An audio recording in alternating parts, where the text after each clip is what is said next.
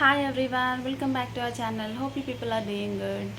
So ఈరోజు వీడియోలో అయితే చాలా రియలిస్టిక్ టాపిక్ గురించి మాట్లాడదామని అనుకుంటున్నాను. ఆ టాపిక్ ఏంటంటే అమ్మాయి నుండి అమ్మాయి అయ్యాక మన లైఫ్ ఎలా మారిపోతుంది ఏంటి అని చెప్పేసి నా ఎక్స్పీరియన్స్ నేను షేర్ చేసుకుంటున్నాను. అండ్ దీనికి మీలో కూడా కొందరు రిలేట్ అవుతారని అనుకుంటున్నాను. So continue watching till the end. పెళ్ళికి ముందు అయితే లైఫ్ చాలా సింపుల్ ఉంటుంది. షాపింగ్స్, అవుటింగ్స్, సెల్ఫ్ కేర్, మన జాబ్ ఏదో మనం చేసుకుంటూ అట్లా మనకు నచ్చింది మనం చేసేస్తాం.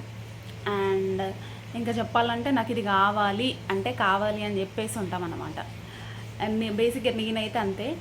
నాకు ఏదైనా కావాలి అని అనిపిస్తే అది కావాల్సిందే, అంతే. 100% అది నాకు కావాలి, అంతే. కానీ మనమే ఒక అమ్మాయి అయ్యాక అంటే మన బేబీ వచ్చాక లైఫ్ అనేది కంప్లీట్గా చేంజ్ అయిపోతుంది. బికాస్ ఒక చిన్న డెసిషన్ తీసుకోవాలని అన్నా కూడా మనం అది మన బేబీని బేస్ చేసుకునే తీసుకుంటాం.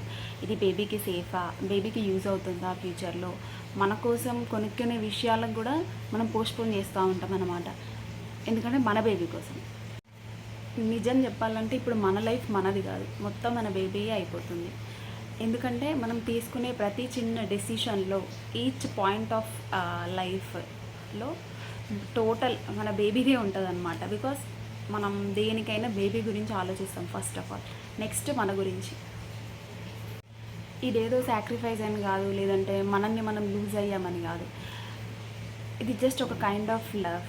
అండ్ మనం స్ట్రాంగ్ అవుతున్నాం, అండ్ మనం కొద్దిగా రెస్పాన్సిబుల్గా అవుతున్నాం. బికాస్ మనకు కూడా రెస్పాన్సిబిలిటీస్ అనేవి ఉంటాయి ఆబ్వియస్లీ బేబీ వచ్చాక. So this is love. నేనైతే ప్రెగ్నెన్సీలో ఉన్నప్పుడు అనుకున్నాను, okay some amount of weight అనేది అయితే పుట్ ఆన్ అవుతాం. లైక్ నేనైతే ఒక 14 kgs అలా పెరిగాను అనుకుంటా. And it's all healthy weight. ఏమనుకున్నానంటే నేను డెలివరీ అవ్వగానే మంచిగా ఎక్సర్సైజెస్ ఆరల్స్ డైట్ మెయింటైన్ చేసేసి తొందరగానే లూజ్ అయిపోవాలి వెయిట్ అని చెప్పేసి అనుకున్నాను. బట్ వన్స్ డెలివరీ అయ్యి మనం మన అమ్మ వాళ్ళ ఇంటి నుంచి మన ఇంటికి వచ్చాక the actual struggle begins. Because ఇక్కడికి వచ్చాక everything we need to take care of our own కదా. అండ్ మన బేబీని చూసుకోవాలి, మనం ఇంట్లో చూసుకోవాలి, అన్నీ చూసుకోవాలి. అండ్ కరెంట్ నేను ఇంకా వర్క్ కూడా చేయట్లేదు. But still I'm finding it difficult. Because ఇవన్నీ చూసుకోవడం, ఇవంతా మేనేజ్ చేయడం అనేది పెద్ద టాస్క్ లాగా అయిపోతుంది నాకు. బికాస్ బేబీ ఎప్పుడు ఎలా బిహేవ్ చేస్తారని తెలియదు. సమ్టైమ్స్ క్రాంకీగా ఉంటారు, సమ్టైమ్స్ హ్యాపీగా ఉంటారు. It depends on their mood. And ఇలాంటప్పుడు అనిపిస్తుంది మన పేరెంట్స్ మనల్ని ఎలా చూసుకున్నారు ఏంటి అని చెప్పేసి. మేమైతే 3 members, ఇంకా మా అక్క, నేను, తమ్ముడు, ముగ్గురిని మా మమ్మీ ఎలా మెయింటైన్ చేసింది ఏంటి అని చెప్పేసి అనిపిస్తుంది. అలా రెస్పాన్సిబిలిటీస్ అనేవి అయితే మనకు తెలియకుండానే మనకు వచ్చేస్తాయి. అండ్ మనం కూడా ఫీల్ అయిపోతాము రెస్పాన్సిబిలిటీగా. బికాస్ బేబీ వచ్చాక అది ఆటోమేటిక్గా జరిగిపోతుంది అనమాట, ఆటోమేటిక్ ప్రాసెస్ అది. అండ్ మీకు ఈ వీడియో ఎలా అనిపించింది, మీ ఎక్స్పీరియన్సెస్ ఏంటి అని చెప్పేసి నాకు కమెంట్లో షేర్ చేయండి ఇఫ్ పాసిబుల్.